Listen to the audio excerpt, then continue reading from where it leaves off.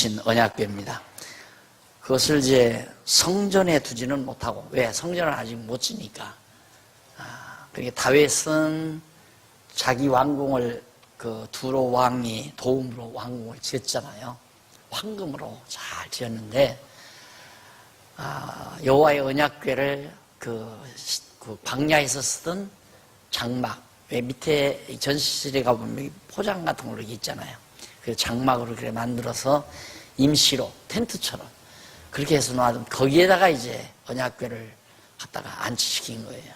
그게 항상 다윗으로는 송구스럽고 정말 안타깝게 생각하던 부분이었습니다.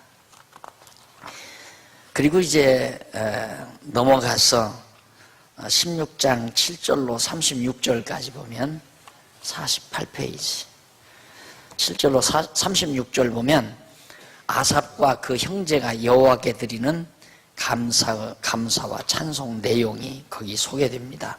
아삽은 지금으로 말하면 이제 성가 지휘자, 찬양 지휘자. 아삽은 레위 자손으로서 찬양을, 하나님께 찬양하는 것을 맡아서 전무하는 그런 자들입니다. 그리고 그 형제들과 함께 여호와께 드리는 감사와 찬송 내용이 7절로부터 나오는데 한번 조금 정리해 볼까요? 이쪽 2649페이지 거기 보면 7절로 14절까지 조금 중간 좀 못 와보면은 7절로 14절 나오는데, 다윗이 아삽과 그 형제들을 세워 부르게 할 감사와 찬송의 대상에 대해서 노래를 합니다. 누구에게 감사와 찬송을 해야 하는가? 당연히 여호와께 그 감사와 찬송을 돌린다라는 얘기입니다. 그리고 이제 넘어가서 50페이지 위에서 여섯째 줄 15절로 22절에 보면 다윗이 아삽과 그 형제들을 세워 부르게 하려고 감사와 찬송의 동기, 왜 우리는 감사와 찬송을 하나님께 드리게 됐는가, 그 동기에 대해서 노래를 합니다. 한번 15절 한번 보실까요? 본문 15절을 보시면 너희는 그 언약 곧 천대에 명하신 말씀을 영원히 기억할지어다. 얼른 벌써 감각이 오죠. 찬송하게 된 동기가 뭐냐? 하나님이 열조에게 이렇게 열조에게 언약하신 것 잊어버리지 말라. 항상 그걸 기억해라. 왜? 이 언약을 기억하고 있어야 역사가 이루어질 때, 어떤 일이 되어질 때, 저 언약대로 이루어진 거로구나, 이렇게 알 거 아닙니까? 근데 저 언약을 만약에 잊어버리게 되면, 다윗이 왕위에 올랐다, 자기가 왕의 자리에 앉았다, 내가 잘나서 앉았구나, 자기 잘나서 앉은 줄 알죠. 하나님이 언약하셨기 때문에 자기가 왕이 됐다는 것으로 아는 게 아니라, 이게 바르게 알려면 언약대로 자기가 하나님의 능력으로 왕이 됐구나, 이렇게 알아야 바르게 안 것인데, 언약을 잊어버리게 되면, 잊어버린 상태에서 자기가 왕이 되면 자기 잘나서 된 줄 안다, 이 말이에요. 우리는 이런 성경을 이렇게 공부하면서 나에게 직접 우리 할아버지나 증조할아버지에게 언약한 건 없잖아요. 응? 내가 언제 몇 년도에 가서 손자를 몇을 주고 그 손자 중에 어떤 자가 나타나서 어떤 일을 한다, 그런 거 안 하잖아요. 예를 들어서 박역거세 할아버지한테 하나님이 나타나서도 24대 손 박용기라는 사람이 태어날 테니까 그가 장안중앙교회 목사가 될 것이다, 이렇게 언약했다면 나도 그 언약을 잊지 말고 기억하고 있었어야 되죠. 계속해서 할아버지들한테 듣고 들어서, 야, 24대 손 박용기라는 사람이 태어난다. 진짜 태어났는데 이렇게 될 거 아니에요. 여호와가 살아계시구나. 그런데 그건 없다 그 말이에요. 우리에게는 그게 이제 우리들의 지혜예요. 그게 없다고 해서 내가 지금 오늘 목사가 돼서 장안중앙교회 목표를 하고 있는데 이것이 내가 잘나서 됐다? 이건 바보 같은 생각이죠. 성경을 모르는 사람이 하는 거죠. 이것도 하나님이 창세전에 다 작정해 놓으시고 나를 21세기에 이 땅에 보내가지고 복음을 위해서 진리를 위해서 살아갈 수 있는 선한 일, 이 선한 일을 다 예비해 놨다며. 예비. 하나님께서 다. 그리고 여러분들도 마찬가지. 나만이 아니라 이것은 하나의 모델이에요. 하나님이 이렇게 역사를 섭리해 간다. 그렇기 때문에 이스라엘 민족의 역사뿐만 아니라 우리 모든 인류들의 모든 삶이나 역사가 다 이런 원리에 의해서 되어진다는 걸 알게 하기 위해서. 안 그러면 이스라엘 열주에게 언약한 언약의 내용을 이루는 내용만도 이렇게 많은데 이 지금까지 770억의 인구가 왔다 갔다 그러거든요. 그런 모든 사람들에게 하나님께서 전부 언약에서 언약대로 이룬 걸 하려면 이 책을 다 쌓아놓을 데가 없죠. 그러니까 그렇게 섭리하시는 하나님의 섭리 원리를 여기다 담고 있는 거예요. 그래서 진리라는 거거든요. 그러니까 오늘 우리는 이 성경만 배워도 나도 이 세상 태어나기 전에, 천지를 창조하기 전에 하나님은 벌써 다 작정해 놓으셨는데 나를 어느 시대에 이 세상에 태어나게 하고 내가 태어나서 내가 해야 할 선한 일을 다 하나님이 예비해 놓으셔가지고 그 일을 하고 살아가도록 하나님이 역사하신다. 그걸 믿으라는 얘기예요. 그게 지혜예요. 그래서 성경을 배우게 되면 지혜가 열린다는 말은 저런 지혜가 열린다는 얘기예요. 내가 잘하면 잘 되고 내가 못하면 못 된다. 그게 아니고 내가 열심히 하면 부자 돼서 잘 먹고 잘 살 수 있고 게으르고 나태하면 가난하고 병들어서 죽는다. 이런 개념이 아니라 말입니다. 그건 완전히 인간이 이럴 수도 있고 저럴 수도 있다는 생각이기 때문에 하나님을 대적하는 생각이죠. 오늘 우리들은 하나님을 힘입어 살며 기동함이 있다. 우리는 이 세상에 태어난 것도 하나님에 의해서 태어났고 지금 살아가고 있는 것도 하나님에 의해서 살고 있고 장차 죽어가는 것도 하나님의 내용은 불러야 간다, 죽는다라고 하는 이 철저한 하나님주의, 여호와 제일주의 사상, 이걸 여러분들이 간직하게 하려고 지금 4학기째 공부를 하는 거예요. 앞으로 4학기도 그러기 위해서 공부하는 거예요.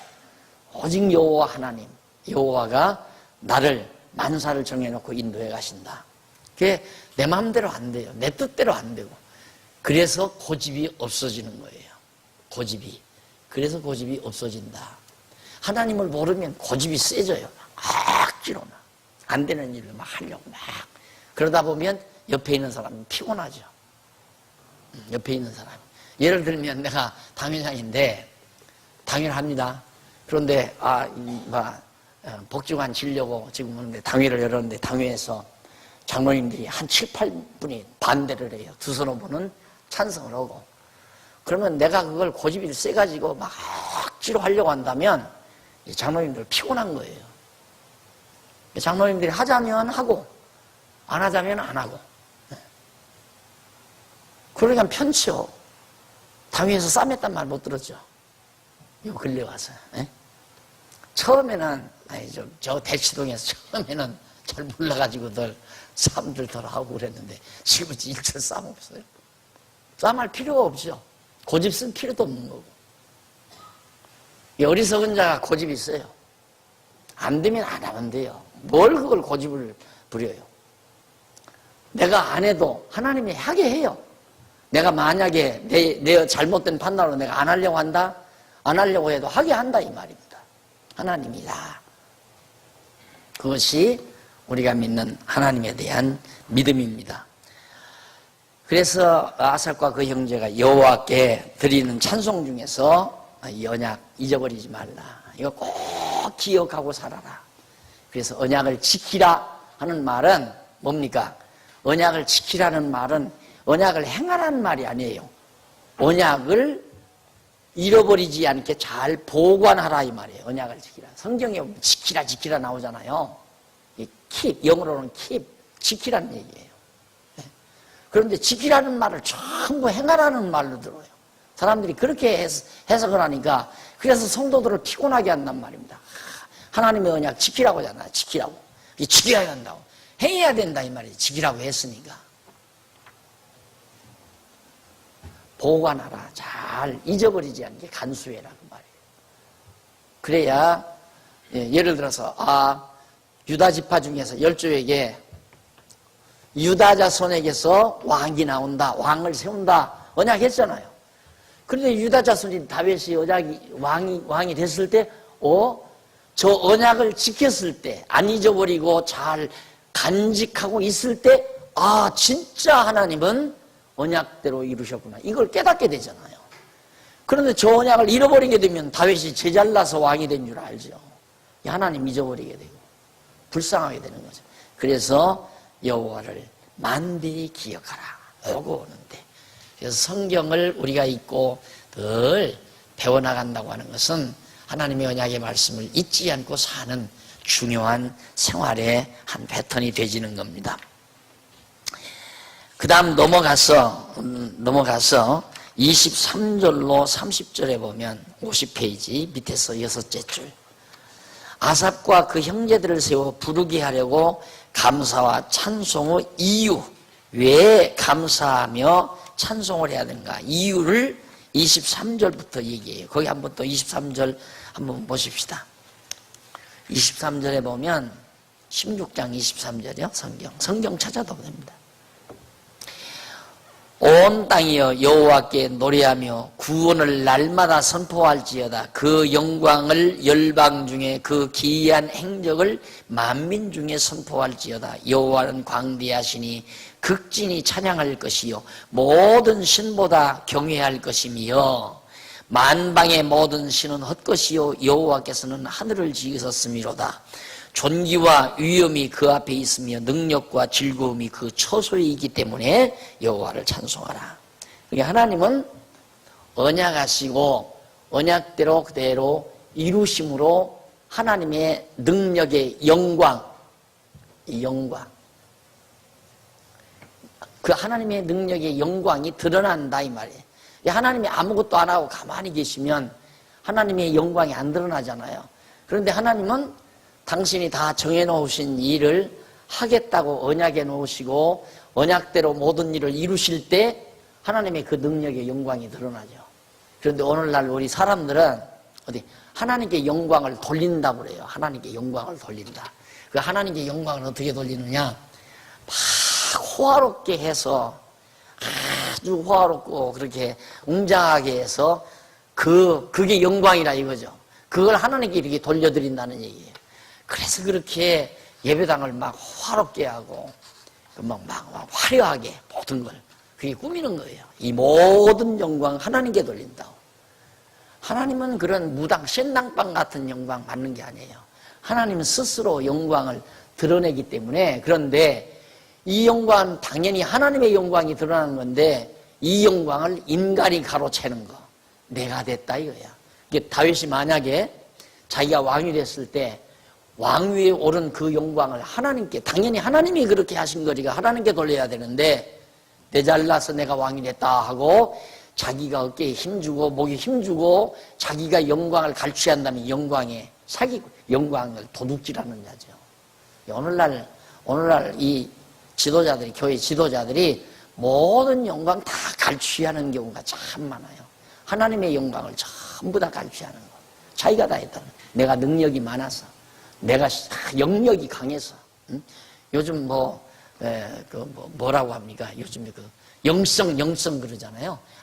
영성이 강하다. 아무개 목사님은 영성이 강해가지고 그렇게 막 교회를 부흥시키고 목회도 잘하고 막 다 그런다. 누구가? 목사가 영성이 강해서. 전부 영광을 인간이 도용하는 거죠.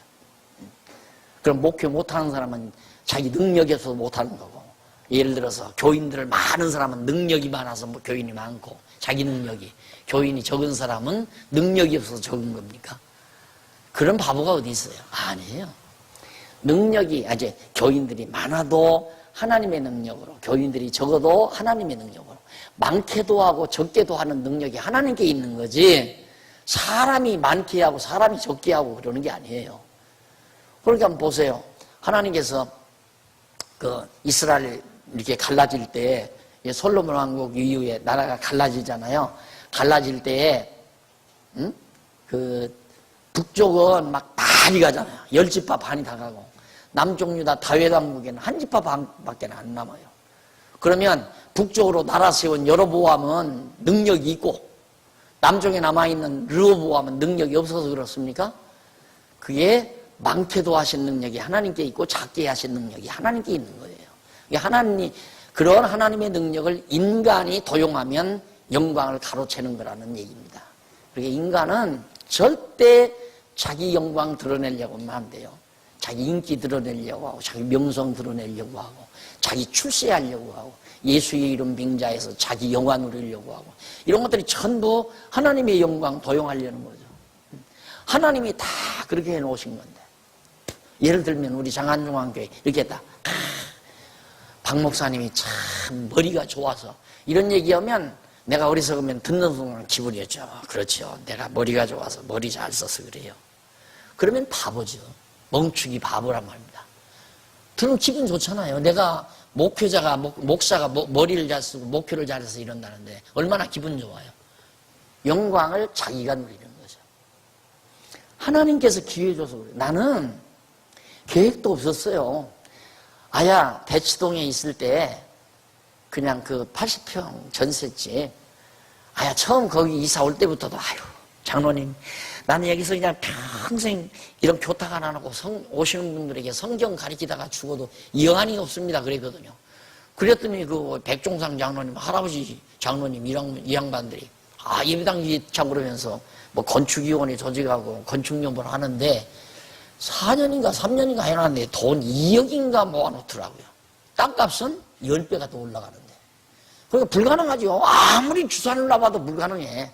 그럼 이대로 계속해서 10년 동안 건축연구를 한다? 천만의 말. 10년 동안 계속 건축연구를 하면 땅값은 50배가 올라가요. 50배가. 그러면 어떻게 땅을 사서 예배당을 지어요? 상상을 안 한 거죠. 아야. 그 바로 하려고 하는 직전까지도 예배당 짓고 목회한다는 건 나는 꿈에도 생각도 못했고 참 부끄러운 얘기지만 어쩌다가 이렇게 저 외곽지대에 좀 벌리셔서 나가다 보면 저 산빛달에 소목이 든 막사 같은 것들이 있어요. 부르부르게 지어놓고 스레 던져놓은 것들. 야 저런 건 돈 조금만 줘도 살 수 없나. 저런 거 하나 산다면 그냥 내가 이거 미장 내가 할 수 있어요. 잘하든 못하든 그건 내가 할 수 있으니까. 미장 이거 내가 다 하고 그리고 페인트 내가 바를 수 있잖아요. 깨끗이 해놓고 제발 건물 걱정 없이 성경 가리키다가 죽었으면 좋겠다. 그 산빛 아래에 있는 막사가 그렇게 부럽고 그렇게 소중하게 보이고 그러니까 우리 시골 가다가도 예배당 이렇게 해서 막 딱 해놓고 있는 예배당 같은 거 보면 야, 저런 사람들은 도대체 무슨 재주로 저렇게 하나. 난 계속 그러고 살았어요. 이거 짓기 전까지만도. 그런데 갑자기 IMF가 불어닥치더니만 땅값이 그냥 막 곤두박질 해버리잖아요. 여기가 그때 우리 살 때 300 그렇게 할 때 내가 알아봤어요. 몇 년 전에 와서 알아보니까 여기 300조야 사겠더라고요. 그런데 이거 57만 원 주고 샀잖아요. 하나님이 그렇게 해서 하게 하시더라고요. 그러니 어떻게 이걸 내가 했다고 할 수 있어요? 말이 안 되는 거죠. 처음에 80만 원 내왔는데, 나왔는데, 주변에서 그래. 아유, 목사님 늦으면 안 됩니다. 빨리 사세요, 빨리 사세요. 나는 암만 계산해봐도 돈은 5억밖에 안 되는데, 이거 1000평인데 80만 원씩 주면 8억 줘야 되잖아요. 그럼 3억을 어디서 어떻게 하란 얘기예요? 안 한다. 못해. 안 해. 그럼 50만 원만 합시다. 그러니까 너 장난하느냐고 그래요. 아야 50만 원이라니까 안 된대. 한 달 기다리지 70만 원 들어줘요. 2달 기다리지 60만 원 들어줘요. 석 달치에 57만 원 했잖아요. 내가 영리하고 내가 계산이 빨라서 그런 게 아니라 그렇게 그냥 하나님이 하신 거라니까. 저 앞에 땅도 여러분이 다 알잖아요. 저걸 저렇게 살 수 있는 땅이 아니에요. 어떻게 저렇게 두 땅이 주인이 각각 다른데 거기에 옴싹 우리 교회 소유로 저렇게 살 수가 있어요? 안 되죠.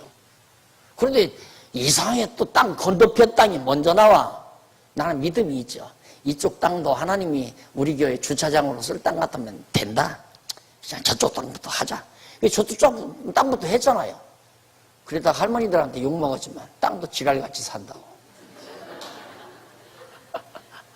이쪽 가까운 땅부터 사야지 왜 저쪽 땅부터 사냐 이거죠. 근데 나중에 알고 보니까 그거 우리 안 샀으면 이쪽 땅도 딴 사람이 저쪽 지금 길가에 있는 사람이 살려고 해야 그걸 샀어요. 그 사람이 이쪽 거 다 사드리려고. 그랬다가 우리가 저쪽 땅 사놓으니까 꼼짝 못하고 사지도 않고 그래서 결국 이쪽 거 우리한테 오고 말하죠. 머리 쓴 것도 아니에요. 되는 대로 한 거예요. 그냥 누가 하나님이 다 정하신 뜻이 있으니까 뜻대로 다 이루어가는 거다. 우리들은 다만 하나님이 정하신 뜻에 그저 소중하게 쓰임받는 것 뿐이지 잘났다고 하면 안 돼요. 자기 능력으로 했다고 해도 안 되고 여러분 개인 살림도 마찬가지예요. 가정 살림도 망하게 하면 하나님이 망하는 거고 흥하게 하면 흥하는. 내가 머리 잘 써서 경제 운영을 잘해서 그래도 직한이나 지금 지지고 산다고 누구하고 아빠하고 둘이 종알종알 앉아서 아빠가 잘난 척만 당신 그런 소리 봐. 내가 그렇게 안 했어 봐. 내가 그렇게 개 들고 뭐 부금 들고 뭐 저쪽에서 뭐 친정에서 돈 갖다가 보태고 해서 내가 그래도 이 집이라도 사람 장만했으니까 잠자리에도 편안하게 사는 줄 알아. 하기는 그래. 뭘 하기는 그래 그렇게는. 다 모든 영광 이 세상 살면서 이루어지는 모든 능력의 영광을 하나님께 돌리는 그게 찬양의 내용이에요.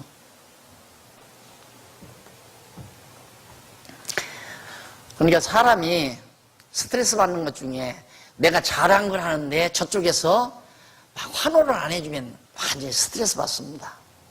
자랑을 하려고 그러는데 내가 언젠가 그런 얘기 했죠. 그 전에 초기에 신방 다닐 때 자꾸 신방을 오라고 그래요. 그러면 난 이해감을 하죠. 갑자기 이 양반이 왜 신방을 오라고나. 아마 장롱 사드리는가 보다. 아니나 다르게 가보면 비싼 장롱을 사다 놓고 신방을 오라는 거죠. 그러면 나는 가서 기왕 장롱 저렇게 해주시는 게 바라보고 앉아야 할 거 아니에요. 장롱 보면서 참 좋네요 하고 같이 그래 하는데 가면 장롱 등지고 앉아버려 이렇게. 그러면 열받지. 자랑하고 싶어서인데 이게 자랑하려고 생각지 않으면 하나 열받고 스트레스 받을 이유가 없어요.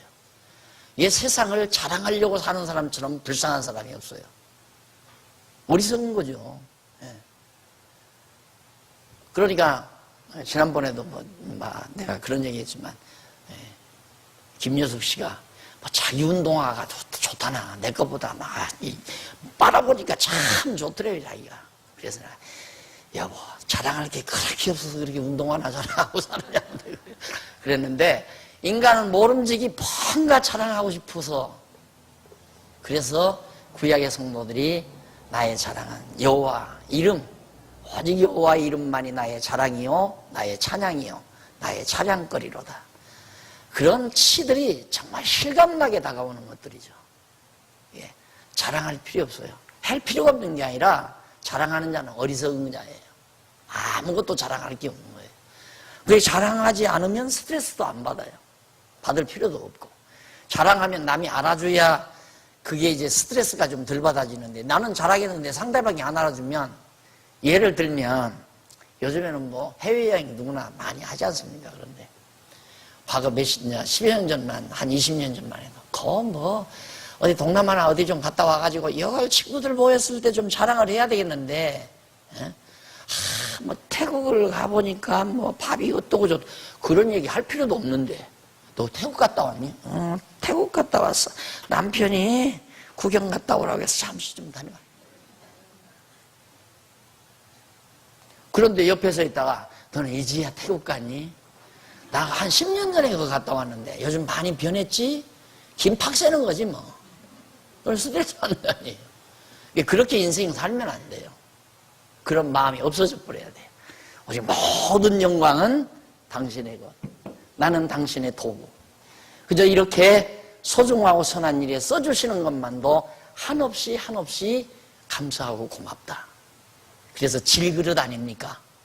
우리 말씀운동에 성구가 이 질그릇 속에 보화가 담겼으니 그게 소중한 거죠.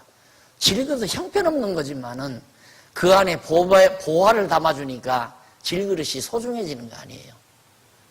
예. 그런 말도 있잖아요. 나귀라는 놈이 예수님 태우고 딱 예루살렘에 올라가는데 옆에서 막 호산나 호산나 하니까 지한테 호산나 하는 줄 알고 막 그냥 귀때기를 떨컥떨컥 좋아한다면 머리 속은 놈이죠. 지한테 호산나 하나?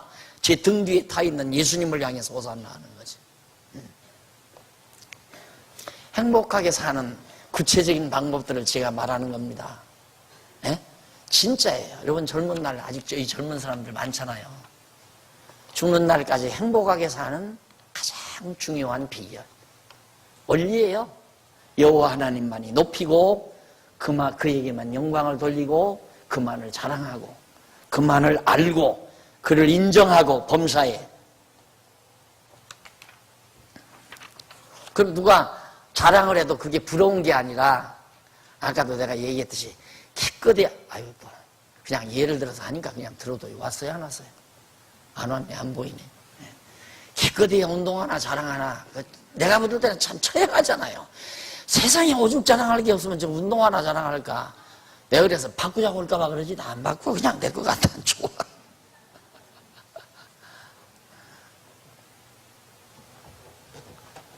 뭘 자랑해보세요. 나한테 무엇이든 자랑해보세요. 몇 개 들어가나. 나한테는 안 몇 개 들어가요. 아무리 좋은 걸 자랑해도 여호와의 이름이나 자랑한다면 몇 개 들어가죠. 왜? 나도 자랑하는 거니까 그건. 그것이 우리 믿는 자만이 가질 수 있는 노하우예요. 행복하게 사는 노하우. 오직 여호와만 인정하고 사는 삶. 그래서 거기 16장 37절로 43절에 보면 52페이지 나오죠. 다윗이 성막에서 섬기는 임무를 각기 맡겨 섬기게 하는 겁니다. 자, 성막 이제 언약궤를 옮겨다 놓고 다 성막 있죠? 이게 성막이란 말입니다. 그러면 여기다 이제 언약궤 옮겨다 놨잖아요. 뭐 촛대도 있고 이제 향단도 있고 이제 뭐 떡상도 있고 촛대도 있고 떡상도 있고 물두멍 이제 제단 이게 있는데 여기 할 일이 참 많잖아요. 이걸 제사장, 레위 자손들에게 각각 임무를 당신은 이 일하고 당신은 이 일하고 이렇게 전부 맡겨서 질서 있게 그렇게 해서 맡겨. 저게 하는 일이 여호와를 섬기는 일이니까. 우리는 여기서 재물 잡아서 삶고 굽고 하는 사람은 좋겠다. 왜 가끔 한 덩어리씩 떼먹으니까. 그런데 쓸고 쓰레기나 치우는 사람은 참 나쁘겠다. 그건 상대적인 개념이에요. 상대적인 개념. 하나님 앞에서는 모두가 다 여호와 하나님을 섬기는 일이기 때문에 똑같은 거예요. 이게 우리가 교회 안에서 그렇습니다. 교회 안에서 장로 일은 좋고 집사 일은 나쁘겠다. 또 집사 일은 장로 일은 좋은데 교사 일은 일찍 와야 되고 애들하고 시달려야 되고 나쁘다. 그게 아니에요. 각각 하나님께서 자기에게 주신 은사가 따로따로 있기 때문에 거기에서 설거지하는 것도 아무나 하는 게 아니잖아요. 기쁨을 하는 사람이 있고 억지로 하는 사람이 있고 그 억지로는 내가 늘 하지 말라고 그러잖아요. 왜? 억지로 하다 보면 불만이 생기게 되고 불만스러워하면 옆에서 보기도 이게 정갈이 됩니다. 인간 감정이라는 게 불만하는 사람이 옆에 있으면 내게도 그 파장이 와요. 건강이 안 좋아요. 그러니까 여러분 집에서 짜증 부리는 사람 많죠? 가족들이 건강이 다 안 좋습니다. 그 파장이 오니까. 늘 감사하고 찬송하며 사는 사람이 있으면 그 파장이 또 온 가족에게 번져나가죠. 여러분 가족이 갑자기 배탈이 난다. 왜 그런지 아십니까? 아이놈 하나가 갑자기 짜증을 부리면서 용돈 적게 준다고 투투대면서 밥을 안 먹고 직직대고 운다 이거예요. 그럼 아빠도 엄마도 언니들도 밥 먹으면서 기분이 다 나쁘죠. 그날은 가족 중에 배탈 나는 사람이 한두 사람 생긴다 그 말이에요. 그 파장이 다 증가가 됐어. 그러니까 교회 일 즐겁게 안 하려면 손을 딱 놔야 돼. 누구든지 뭐든지. 오죽하면 연보까지 그러잖아요. 연보도 즐겁지 않거들랑 하지 말아야지. 즐겁지 않은 거 해놓고 뭐 강조를 한다느니 뭐 억지로 내게 한다느니 그러면 기쁨을 했던 사람도 기분이 나쁘다니까. 하던 사람도 옆에서 자꾸 불만 떠다 하기 싫고. 그런 파장이 넘어가면 안 되니까 하여튼 교회는 다 하나님 앞에서 자기에게 각자에게 주신 은사 따라 기쁘고 즐겁게 그렇게 해 나가는 것이 가장 슬기로운 거다.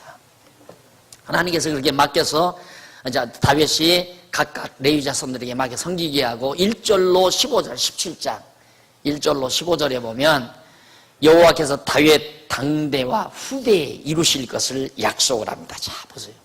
다윗에게 너 당대 앞으로 40년 동안 내가 왕위가 이어질 건데 네 당대에 이루실 일은 여차하다 라고 언약을 하고, 그리고 내 후대 너 죽은 이후에도 이렇게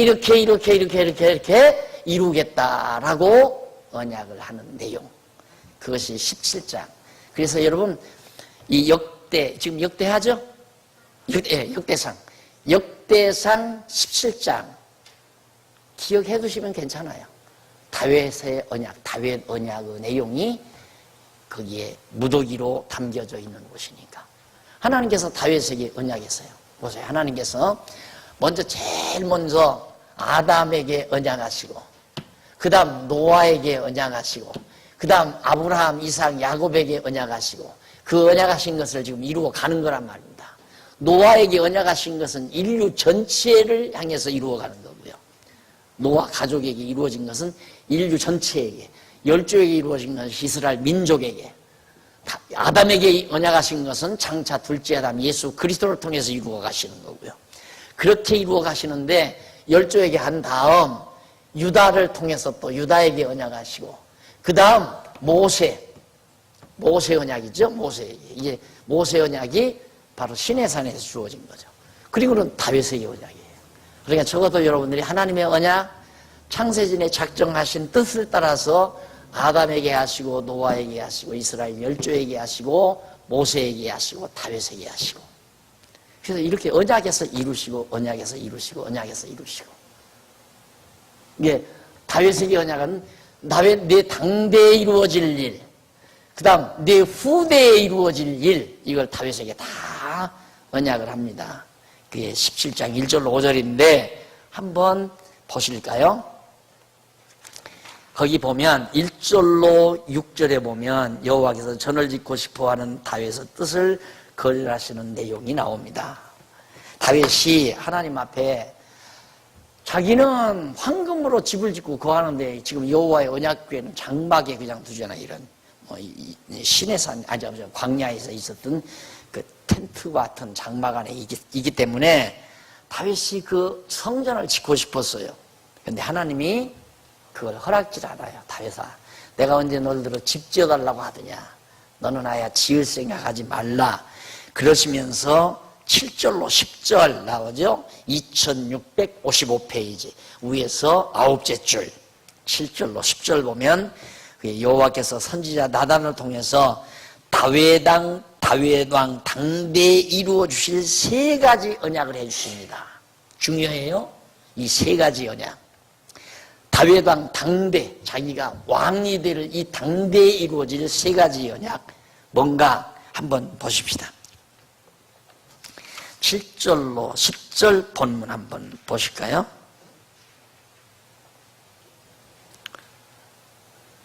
어, 7절이 7절 54페이지 위에서 두 번째 줄 약간 뒷부분에 있네요. 54페이지 위에서 두 번째 줄. 연하여 내 종 다윗에게 이처럼 말하라. 만군의 여호와께서 이처럼 말씀하시기를, 내가 너를 목장 곧 양을 따르는 데서 취하여, 목동 양 먹이는 데서 너를 불러가지고 너를 취하여 내 백성 이스라엘의 주권자를 삼고, 네가 어디를 가든지 내가 너와 함께 있어 내 모든 대적을 내 앞에서 멸하였은즉 세상에서 존귀한 자의 이름 같은 이름을 내게 만들어주리라. 내 이름을, 자, 첫째, 내 이름. 쉽게 말하면 다윗의 이름이 알려지게, 명성이 높게 해주겠다 그 말이에요. 하나님께서 다윗아, 네 명성, 이름을 높여주겠다. 첫 번째가. 그 다음 9절.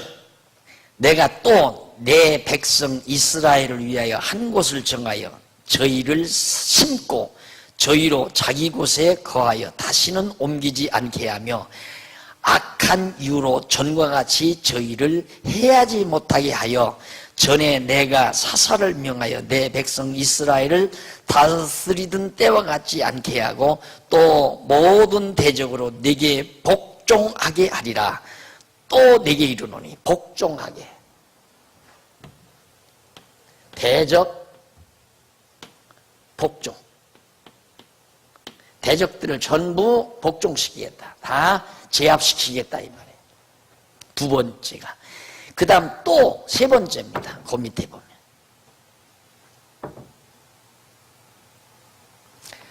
복종하게 하리라. 또 내게 이르노니 여호와가 너를 위하여 집을 세우리라. 여기서 왕가를 세운다 이 말입니다. 왕가 세움. 집을 세운다는 말은 왕가, 다윗 왕가를 하나님이 철저히 세워주겠다. 내 이름 높여주고 모든 대적을 제압하게 하고 그리고 네 왕가가 튼튼하게 견고하게 다윗 왕가를 지속해서 잘 세워주겠다. 이게 이제 그렇게 하나님께서 10절까지 해서 말씀을 해 주시죠. 견고케 하리라 영원히. 그 다음 이제 11절 내 수완이 거기 나오죠. 11절부터는 이제 나단을 통하여 다윗 왕 후대, 앞으로 다윗 왕 후대에 있어질 그런 하나님의 언약인데 11절 이것도 세 가지 언약이에요.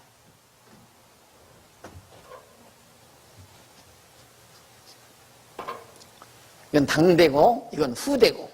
첫째 11절에 보면 내 수완이 차서 내가 열조에게로 돌아가면 내가 네 뒤에 네 씨 곧 내 아들 중 하나를 세우고 그 나라를 경고케 하리니. 나라 견고. 두 번째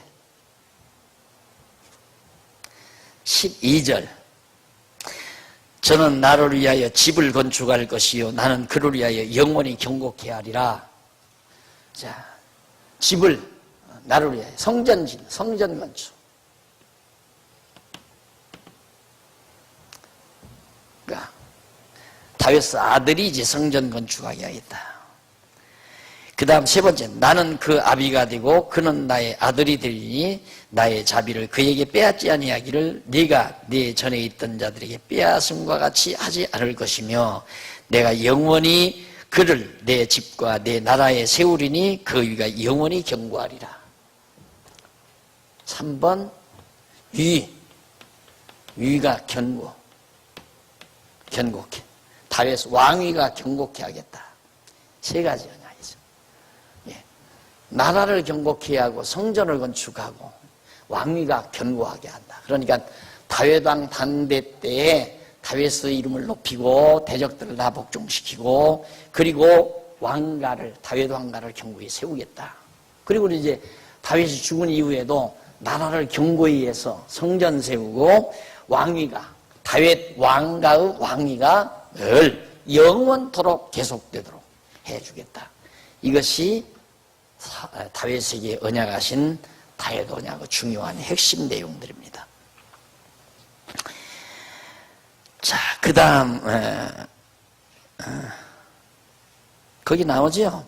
제일 55페이지 밑에서 세 번째 줄 앞부분에 보면 첫째는 내 수완이 차서 내가 여호와 열조에게 돌아가면 내 뒤에 넷이 곧 내 아들 중 하나를 세우고 그 나라를 경고케 하리니 저가 나를 위하여 집을 건축할 것이요 나는 그 위를 영원히 경고케 하리라. 왕위를 경고케 하고 성전 세워서 왕위를 경고케 하겠다.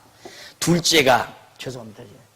이게 하나고 이게 첫째고 죄송합니다. 두 번째가 56페이지 나와요. 56페이지. 제일 위에. 거기 보면 56. 둘째는 나는 그 아비가 되고 그는 나의 아들이 되니. 여기가 이제 두 번째 부자관계. 하나님과 솔로몬과의 관계. 하나님은 아버지가 되고 솔로몬은 왕은 다윗 왕가의 왕은 아들이 된다. 그 다음 그 밑에 바로 셋째는 내가 영원히 그를 내 집과 내 나라에 세우리니 그 위가 영원히 견고하리라. 위가 영원히 견고하다. 하나, 둘, 셋. 그 다음 17장 16절로부터 27절 다윗이 언약을 이루어 주신 여호와께 감사 및 간구하는 내용이 바로 16절로 17장 언약을 이루어 주신, 그러니까 하나님께서 다윗에게 언약을 이루었단 말은 열조를 통해서 유다지파에게 왕이, 유다지파에서 나온다는 언약을 비롯해서 또 다윗에게 나단 선지자, 다윗에게 사무엘 선지자가 기름을 부었잖아요. 앞으로 장차 이스라엘이 왕이 된다. 그대로 다 하나님이 지금까지 이루어 주신 하나님께 감사한다. 그런데 앞으로도 당대에 이루어주고 후대에도 이러이러한 언약을 이루어주겠다. 언약하신 말씀을 듣고 지금까지 이루어주신 언약을 이루어주신 하나님 감사합니다 하면서 앞으로 이렇게 언약하신 말씀도 꼭 이루어 주십시오라고 간구하는 것이 지금 다윗의 감사와 간구입니다.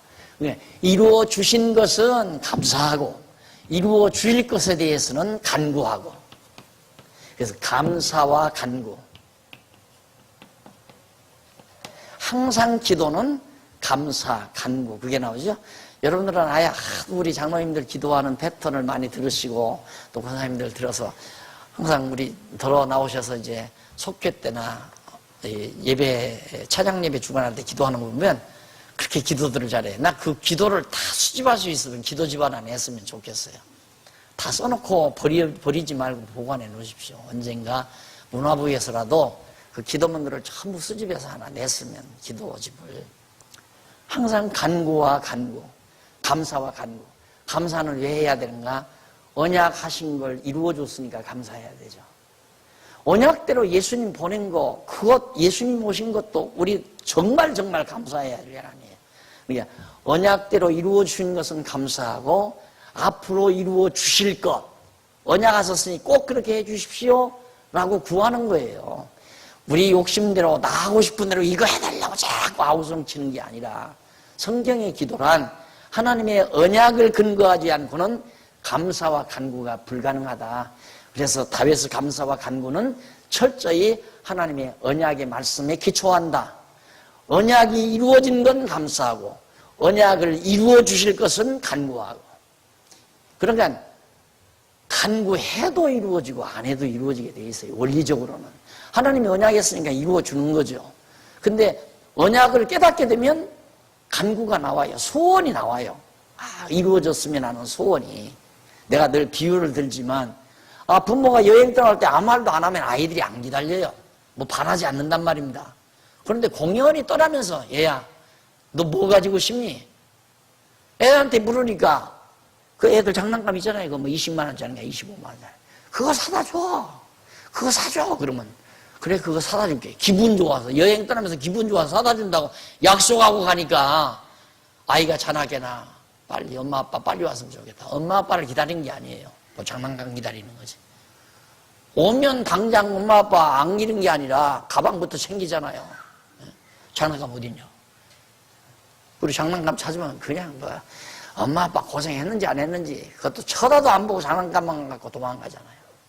그러듯이 우리도 하나님께서 언약을 안 하면 강구할 게 하나도 없지. 뭘 구하겠어요?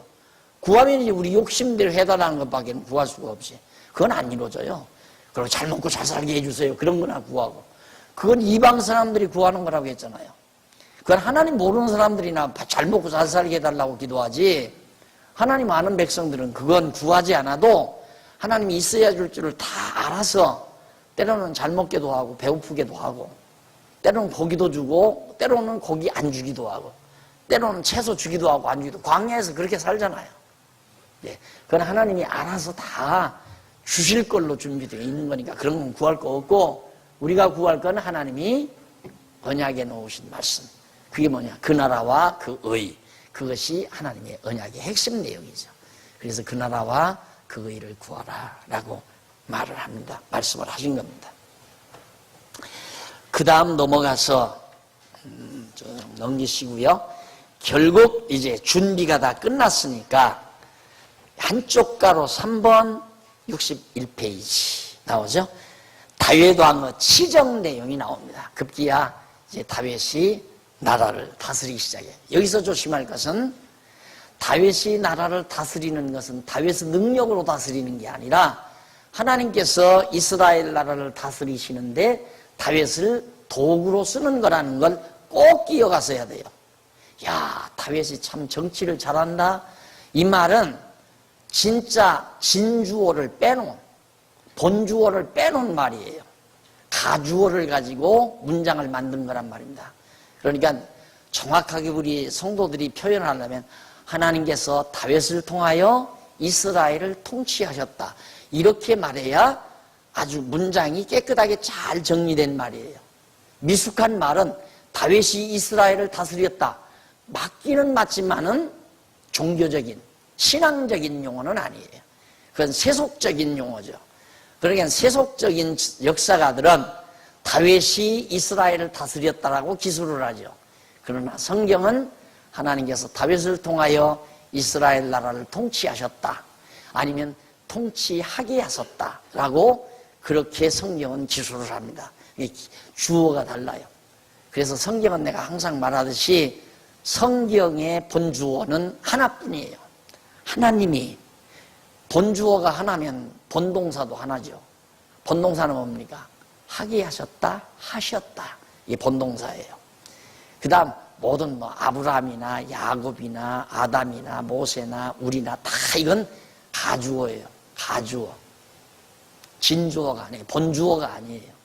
예, 본주어는 하나님, 동사는 하게 하셨다. 하나님이 하셨다.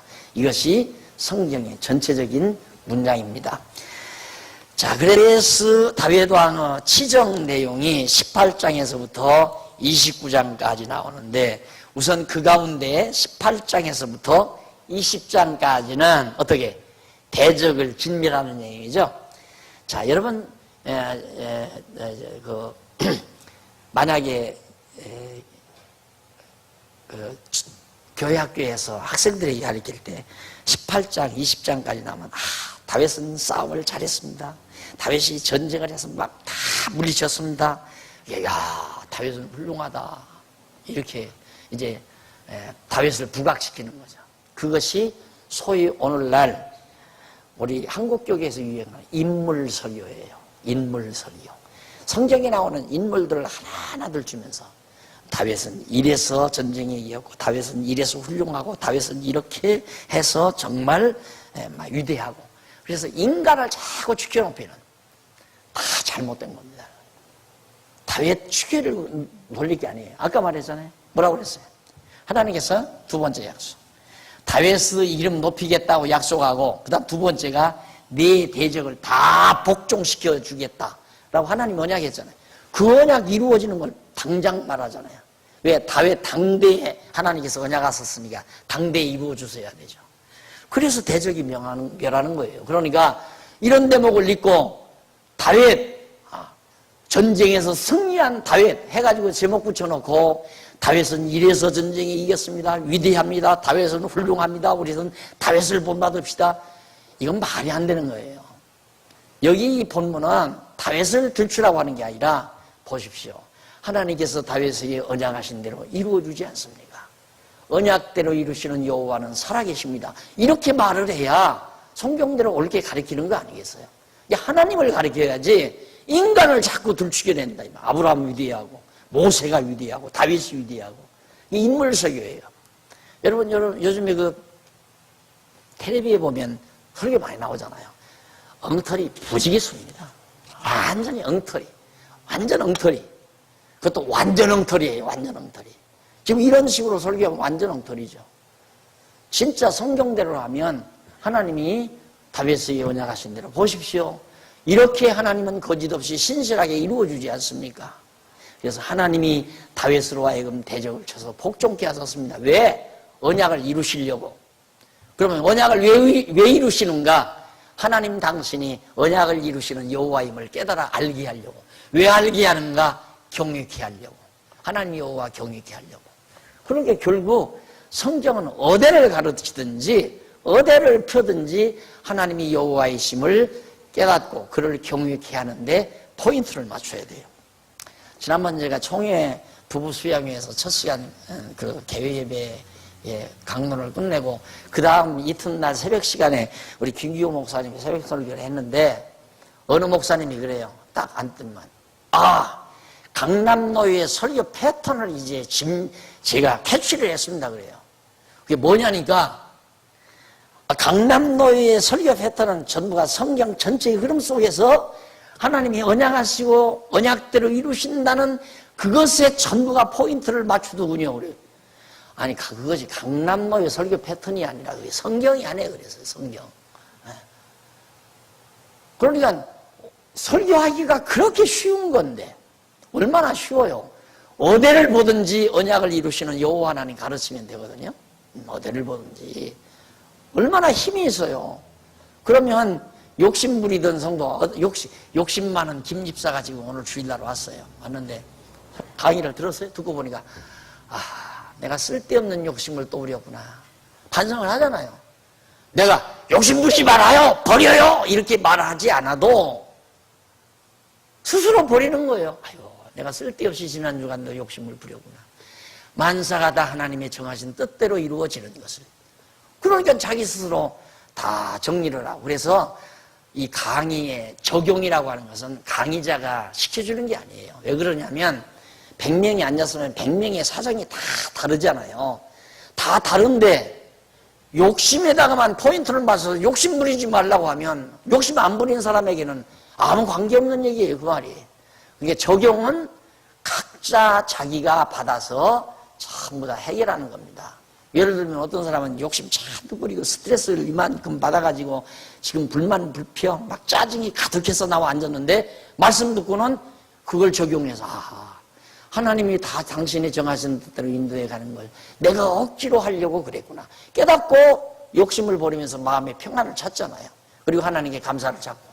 어떤 사람은 지금 뭔 사업 하나가 벌어졌는데 이럴까 저럴까 지금 결정을 못해서 스트레스를 받고 있는 사람이 있다 이 말이에요. 그러면 이건 뭐 스트레스 받을 필요가 없구나. 어차피 하나님의 정하신 뜻대로 되니까 되는 대로 하자. 되는 대로 하자가 아니라 하나님이 되게 하시는 대로 하자. 이렇게 할까 저렇게 할까. 성경에 있잖아요. 내가 아무도수에 가서 돈 많이 벌어서 창고 짓고 잘 먹고 잘 살아야 되겠다. 내 영혼아 편히 쉬자 하면서 할 때 하나님께서 이 어리석은 자야, 내가 오늘 밤 내 영혼을 버리면 그 모든 것이 네 것이 되겠느냐. 그러니까 쓸데없는 소리 하지 말고 하나님의 뜻이면 이것도 하고 저것도 하리라 라고 생각하고 살라 이 말이에요. 하나님의 뜻이면 내가 부자로 잘 살 수도 있고 하나님의 뜻이면 가난하게 살 수도 있고 그렇게 알고 살아가야지. 네 생각대로 나는 절대 가난하게 못 산다, 부자로만 살아야 되겠다, 이렇게 하지 말라 이 말이죠. 그러니까 설교에 대한, 강의에 대한 적용은 강의자가 시켜주는 게 아니에요. 그래 꼭 뭔티? 성경 큐티 성경 한 구절 읽고 돌아가면서 그걸 어떻게 우리 생활에 적용시킬 것인가 이러면서 하는 거. 그거 다 독약이에요. 큐티 같은 건 독약이란 말입니다. 그냥 성경 그대로 이렇게 다윗이 나가서 전쟁에서 계속해서 승리하는 것은 하나님께서 다윗에게 언약에서 언약대로 이루어 주신 겁니다. 그러면 하나님은 왜 언약대로 이루어 주시는가? 하나님 당신이 언약대로 이루시는 여호와이심을 깨달아 알게 하기 위해서입니다. 그러면 여호와 하나님을 깨달아 왜 알게 하는가? 여호와 하나님만을 경외케 하려고. 여호와 하나님을 경외하는 것이 지혜의 근본이라고 그랬잖아요. 우리를 지혜자 만들려고 하는 거라 이 말이에요. 그래서 제 목표의 마지막 마무리는 지혜예요. 우리 성도들을 지혜롭게 만드는 거.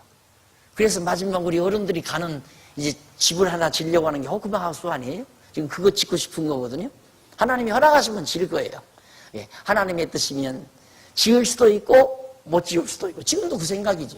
이게 걱정 그지 하나도 돈도 하나도 없는데 지난번 보고 들으니까 건축연보 들은 거 3천 몇만 원 지금 현찰 있다는데 네, 지금 뭐 이제 이자 갚고 그리고 이제 본전 은행에 갚아야 되는 것도 그거 남아 있다는데 하나도 걱정 안 되죠. 우리 이제 이거 저 땅 산 거, 저 땅 안 샀으면 빚 하나도 없어요 지금. 근데 저 땅 사놓은 동네 이제 빚이 12억인가 있다는데 그 정말 나 빚쟁이죠. 그러니까 어떻게 생각하면 그냥 이런 빚이고 뭐고 할 것 없이 빨리 그냥 손 놔버리면 나는 깨끗한데 그런 거 걱정 하나도 없어요. 솔직히 걱정할 필요도 없고 하나님이 정하신 뜻이면. 그러나 내 한 목표는 있죠. 왜? 하나님이 나에게 소원을 주시니까. 결국 목표란 뭐예요? 성도들을 다 지혜자 만드는 거거든요. 여호와를 아는 것이 지식의 근본이고 지금 여러분 성도대학에서 우리 교육 목표가 뭐예요? 여호와 아니에요. 여호와를 깨달아 알게 하기 위한 것이 성도대학의 교육 목표란 말입니다. 그럼 여호와를 아는 것이 지식의 근본이에요. 가장 고상한 지식이에요. 이 지식인을 만들고 그 다음에 여호와 알게 되면 경외하며 살잖아요. 그 경외하며 사는 것이 지혜자예요. 그래서 여러분들이 마지막 말년 노후에 이제 열심히 젊은 날 교회 일 열심히 하시고 그 다음 이제 은퇴했을 때 다 호크마하우스에서 여호와 하나님 잊어버리지 않게 항상 일주일에 몇 번씩 이제 여호와 하나님에 대한 잊어버리지 않도록 강의를 하고 또 그런 프로그램을 만들어서 활동을 하고 그러면서 노후 생활 편안하게 감사와 찬송이 넘치며 할 수 있도록 그렇게 하다가 마지막 생명의 기간이 다하는 날 하나님께서 부르시는 날 정해놨잖아요. 언제 부르실지는 모르지만 빠른 분은 100일 전에 알기도 한다고 하더라고요.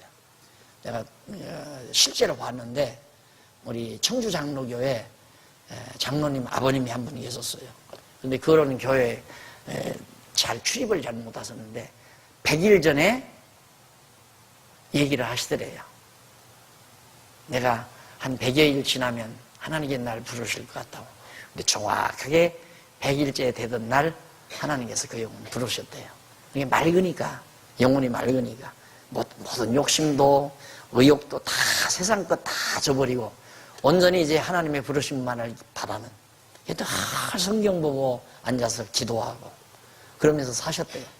그런 분이 100일 전에 벌써 알더라고요. 이게 보통 어지간만 하면 미련하지 않으면 한 달 전쯤 한 열흘 전쯤 예감이 오죠. 하나님께서 날 곧 우리 백종상 장로님도 대충 예감하셨잖아요. 하나님이 날 부를 것 같다고.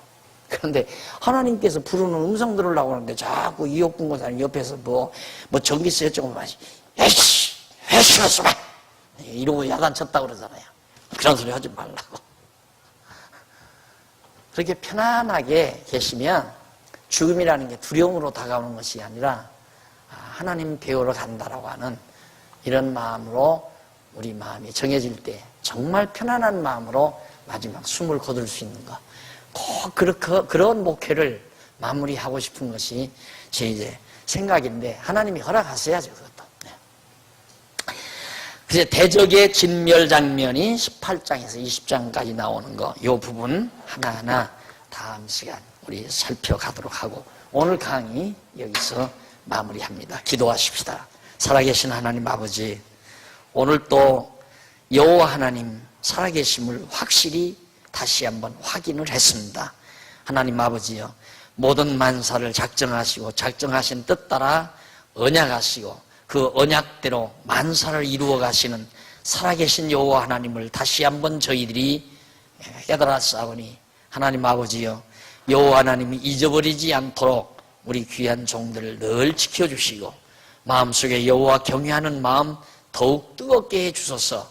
사나 죽으나 오직 여호와만을 자랑하고 여호와만을 찬양하며 사는 슬기롭고 지혜로운 종들이 되게 해 주시옵소서. 예수님 이름으로 기도드립니다. 아멘.